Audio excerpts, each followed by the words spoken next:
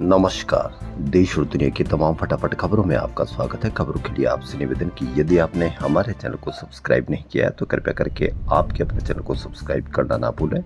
आप सब्सक्राइब करते हैं तो हमें हिम्मत होती है सही और सच्ची खबरें आप तक पहुंचाने की, वरना मीडिया में किस तरह की खबरें आपको पेश की जा रही है यह आप भली भांति जानते हैं। तो क्या है की बड़ी खबर। जी हां, अमेरिकी राष्ट्रपति डोनाल्ड ट्रंप की टैरिफ घोषणाओं का सिलसिला जारी है। अब ट्रंप ने विदेशी फिल्मों यानी अमेरिका से बाहर बनी फिल्मों पर 100% टैरिफ लगाने का ऐलान किया है। हालांकि ट्रंप ने टैरिफ लागू होने की तारीख का ऐलान अभी नहीं किया है। उन्होंने कहा कि दूसरे देशों ने हॉलीवुड का कारोबार ऐसे छीन लिया जैसे बच्चे से टॉफी छीनते हैं। उन्होंने इसे न सिर्फ आर्थिक बल्कि राष्ट्रीय सुरक्षा का मुद्दा बताते हुए दूसरे देशों फिल्मों के जरिए प्रोपेगेंडा फैला रहे हैं। ट्रंप बोले, अब हमें फिर से मेड इन अमेरिका फिल्में चाहिए। ट्रंप ने मई में विदेशी फिल्मों पर टैरिफ लगाने की मंशा जताई थी। बता दें कि अमेरिका में चीन और दक्षिण कोरिया की फिल्मों का बड़ा बाजार है।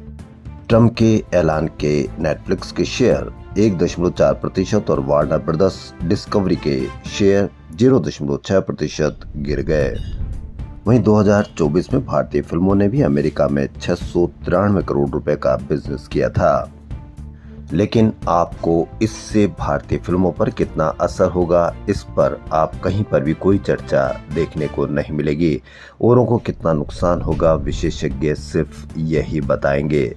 देखते रहिए, क्योंकि मीडिया ने अब आपको इस तरह से कंट्रोल कर लिया है कि वही बताएंगे कि आपको कितना नुकसान होगा, और तभी आपको लगेगा कि हाँ, हमको नुकसान होगा, चाहे भले ही आपको खुद का नुकसान, बच्चों की बेरोजगारी, महंगी शिक्षा, कुछ भी आप भुगतते रहें, लेकिन अब आपको कहीं पर भी कोई खबर इसकी चर्चा देखने को नहीं मिलेगी।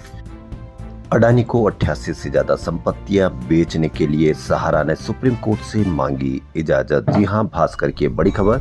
सहारा ग्रुप 88 से ज्यादा संपत्तियां गौतम अडानी के नेतृत्व वाली कंपनी को बेचना चाहता है। अडानी प्रॉपर्टीज प्राइवेट लिमिटेड को संपत्तियां बेचने की अनुमति के लिए सहारा ने सुप्रीम कोर्ट में याचिका दायर की है। सहारा ग्रुप का कहना है कि वह इन संपत्तियों को बेचकर निवेशकों का पैसा लौटाएगा। सुप्रीम कोर्ट इस याचिका पर 14 अक्टूबर को सुनवाई कर सकता है। शेयर बाजार में सोमवार को लगातार 7वें दिन गिरावट आई। ट्रेडिंग के दौरान भारी उतार चढ़ाव के बाद सेंसेक्स 61.52 अंक गिरकर 80,365 पर बंद हुआ। निफ्टी भी 20 अंक टूटकर 24,635 पर आ गया है। अंतर्राष्ट्रीय बाजार में कीमत रिकॉर्ड स्तर पर पहुंचने से सोमवार को सोना स्टैंडर्ड 1100 तथा 22 कैरेट जेवराती सोना 1,000 रुपए प्रति 10 ग्राम महंगा होकर नए उच्चतम स्तर पर पहुंच गया। इसके साथ चांदी भी 1,900 रुपए की छलांग लगाकर 1,48,000 रुपए प्रति किलोग्राम के पार हो गई। साथ ही चांदी ने भी कीमत का नया स्तर छू लिया है। दूसरी तरफ अमेरिकी वायदा एक्सचेंज कॉमेक्स में दिसंबर डिलीवरी सोना $46 बढ़कर $3,855 तथा नवंबर डिलीवरी चांदी $0.279 की तेजी से $46.935 प्रति आउंस पर ट्रेड कर रही थी। उधर विशेषज्ञों का कहना है कि अनिश्चितता के समय में सोना चांदी बेहतर प्रदर्शन करते हैं। खासकर निवेशक अपने पैसे को सुरक्षित रखने के लिए सोने चांदी की खरीद करते हैं। अब आपको मंगलसूत्र न तो बना पाएंगे, न ही कोई चुरा पाएगा। सब तरफ से आप फ्री।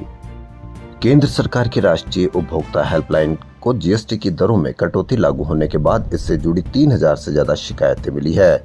22 सितंबर से जीएसटी की नई दरें लागू हो गई है। पूरे देश में सिर्फ 3,000 शिकायतें, यदि शिकायतें मिली होगी तो 3,000 लोगों ने शिकायतें की होगी, और पूरे देश में कम से कम 30 करोड़, या मान लें कि पूरा देश इस पर कहीं न कहीं से जीएसटी की उनको भी शिकायत हुई होगी, या उनको भी जीएसटी से कुछ न कुछ तो नुकसान हुआ होगा। लेकिन मात्र 3,000 शिकायतें। अब आप इससे अंदाजा लगा लीजिए कि आप कितने कमजोर हैं, यानी आप अपने हुए नुकसान की भी आप शिकायत नहीं कर सकते हैं, वरना ये शिकायत 3,000 की जगह 3 करोड़ या 30 करोड़ या 90 करोड़ या 100 करोड़ शिकायतें आती तो सरकार को लगता है कि जीएसटी में कहीं कोई तो नुकसान हो ही रहा है। लेकिन आप मीडिया के इतने कंट्रोल में आ चुके हैं कि मीडिया बताएगा कि आपको नुकसान हो रहा है या नहीं हो रहा है। अमेरिका में न्यूयॉर्क के मेयर एडम्स चुनावी रेस से हटे, भारतवंशी जोहराम ममदानी फ्रंट रनर। जी हां, 33 वर्षीय भारतीय मूल के न्यूयॉर्क स्टेट असेंबलीमैन क्वींस से नई पीढ़ी के प्रगतिशील चेहरे। उनका मुद्दा है आवास संकट, किराया नियंत्रण, सार्वजनिक आवास विस्तार। इस तरह की रणनीति को लेकर न्यूयॉर्क मेयर पर भारतवंशी जोहराम ममदानी फ्रंट पर है। अब देखना यह है कि किस तरह से यह बाजी मारते हैं। वहीं महात्मा गांधी के परपोते तुषार गांधी ने सोमवार को नागपुर के दीक्षा भूमि से संविधान सत्याग्रह पदयात्रा की शुरुआत की। प्रदेश कांग्रेस अध्यक्ष हर्षवर्धन सबकाल भी इस पदयात्रा में शामिल हुए। यह पदयात्रा 2 अक्टूबर को सेवाग्राम आश्रम में समाप्त होगी। तुषार ने कहा कि नफरत की राजनीति के खिलाफ प्रेम और संविधान रक्षा का संदेश लेकर यात्रा निकली है। उन्होंने आरएसएस पर सांप्रदायिक नफरत फैलाने का आरोप लगाया। वहीं फरार चैतन्यानंद ने 1.5 माह में आगरा, मथुरा, वृंदावन में 15 होटल बदले। जी हां, आपको इसकी कहीं कोई चर्चा देखी नहीं देखी होगी। 17 लड़कियों के यौन शोषण के आरोप, यौन शोषण प्रताड़ना के आरोप, लेकिन आप इसकी कहीं कोई चर्चा देखने को नहीं मिलेगी, क्योंकि मीडिया ही बताएगा कि कहां यौन अपराध ज्यादा होते हैं या कहां महिलाएं सुरक्षित नहीं है। यौन शोषण के आरोप में आगरा से गिरफ्तार चैतन्यानंद सरस्वती ने पुलिस को 50 दिनों तक चकमा दिया। लद्दाख को राज्य का दर्जा और पर्यावरण कार्यकर्ता सोनम वांगचुक समेत अन्य गिरफ्तार युवाओं की रिहाई की मांग तेज हो गई है। करगिल डेमोक्रेटिक अलायंस के साथी ले अपेक्स बॉडी ने कहा है कि लद्दाख में हालात सामान्य होने तक केंद्र के उच्च अधिकार प्राप्त कमेटी से बात नहीं करेंगे।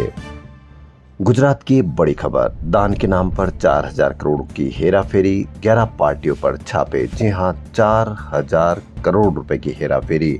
आपको इस पर कहीं कोई चर्चा देखने को मिली नहीं मिली होगी। यही अंतर आपको समझना है। वहीं इजराइल के पीएम बेंजामिन नेतन्याहू ने व्हाइट हाउस में कतर के पीएम शेख मोहम्मद बिन अब्दुल रहमान अल थानी से माफी मांगी। यह माफी दोहा पर इजरायली हमले में कतर के सैनिक की मौत के लिए थी। उत्तराखंड में सोमवार को हाई वोल्टेज ड्रामा हुआ, जिस पेपर लीक कांड की सीबीआई जांच कराने की मांग को लेकर हजारों छात्र छात्राएं पूरे प्रदेश में बीते 9 दिन से प्रदर्शन कर रहे थे। वो महज 90 मिनट में सीबीआई जांच के आदेश दिए और प्रदर्शन खत्म हो गया। तो देश और दुनिया की तमाम फटाफट खबरों में फिलहाल इतना ही। यदि आपको हमारा चैनल पसंद आए तो लाइक, सब्सक्राइब और शेयर अवश्य करें। धन्यवाद।